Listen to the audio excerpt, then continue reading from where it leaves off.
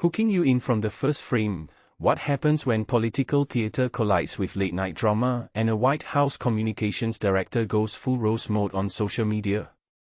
Today we're unpacking a volatile mix of power, media manipulation, and persona theater that looks like it's been scripted for a TV thriller, and yes, I'm placing my bets on what this all means for influence, credibility, and the future of public discourse.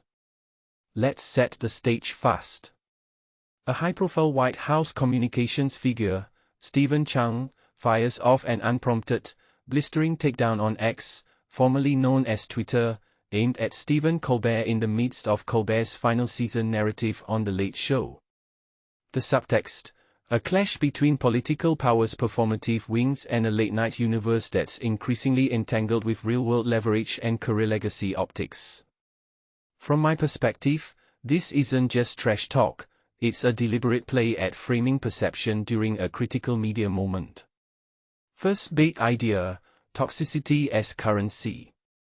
Personally, I think the language Cheung uses, calling Colbert a sad and pathetic excuse for a human being, labeling him an entitled prick, isn't an offhand spike. It's calibrated aggression designed to dominate the narrative space, to signal that the White House is willing to weaponize personal attack for political signaling. What makes this really interesting is how this style mirrors a broader trend, public discourse where hostility acts as a stand-in for policy, where anger becomes a metric of authenticity for audiences that crave bluntness over nuance. If you take a step back and think about it, this tactic seeks to convert emotional reaction into social capital, which can swamp subtler policy arguments in the long run. A detail I find fascinating is how choices of insult, gendered, age-based, or persona-based, signal who the target is and what power they represent, turning the theater into a proxy battlefield for legitimacy. Second idea: the timing around Colbert's exit as strategic leverage. From my vantage, the column about Colbert turning his final season into an ego trip isn't just a critique of the show's mood, it's a read on how power players orient themselves to transitional moments. The commentary that Colbert's team encourages emotional responses from guests hints at a deliberate manipulation of atmosphere, almost like a manufactured aura of warmth to soften the exit sting. What this implies is a broader trend: endings in media are increasingly weaponized as strategic milestones, where sponsors, executives, and public figures choreograph sentiment to maximize longevity in memory and influence. People often miss how much the final episode moment is used to anchor a brand's narrative into a historical arc, not just the show's plotline. This matters because it reshapes how audiences evaluate legacy, less about the content of jokes and more about the surrounding mythos of goodwill and inevitability. Third idea: the echo chamber effect and audience targeting.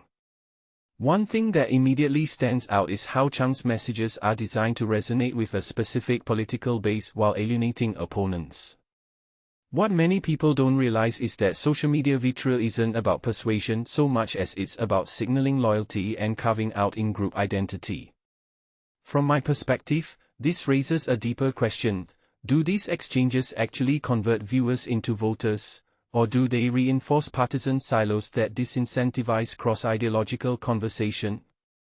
The pattern here: insults, counter-insults, and then more personal framing, creates a cycle where policy discourse becomes secondary to reputational skirmishes. A detail I find fascinating is how this dynamic can backfire, generating sympathy for the target or humanizing the attack figure just enough to shift perceptions, depending on audience mood and timing. Deeper insight: media power dynamics and narrative control. If you look at this through a larger lens, the episode exposes how political actors orchestrate visibility by coordinating with media personalities who act as amplifiers. The Daily Beast pieces, the CBS scheduling moves, and the roll-up of public comments all point to a chessboard where visibility equals influence. What this really suggests is that in contemporary politics, the arena of ideas has a thinner boundary with the arena of PR stunts. The more strategic the theatrics, the more it can shape what people believe about both the person and the policy. This is less about who's right and more about who dominates the attention economy at a given moment. Closing thought: what does this say about the future of discourse? From my perspective, we are entering an era where the battleground is primarily perception management, not purely policy debate. A step back reveals a crucial tension: authentic accountability versus performative outreach.